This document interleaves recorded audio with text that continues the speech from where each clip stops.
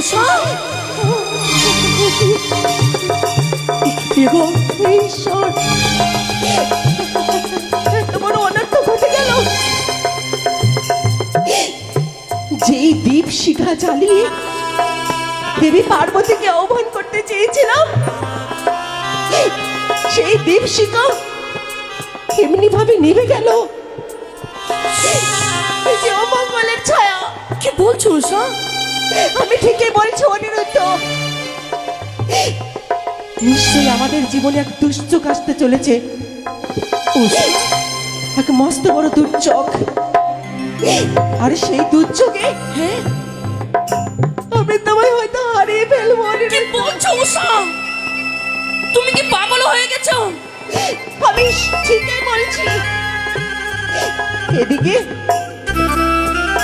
দেবশ্রী নারদ বার্তা দিয়ে গেলে ইন্দ্রলোকে যেতেই হবে। আর এখন অমঙ্গলের ছায়া। তাছাড়া আমার ডান চক্ষু থর থর করে কাঁপছে। উষা, আমার মনে কুটাক ডাকছে। কুডাক? আমাদের জীবনে এক মস্ত বড় ঝড় আসতে চলেছে। উষা, আমি এখন কি করে ইন্দ্রলোকে যাবো বলো তো অনিরুদ্ধ?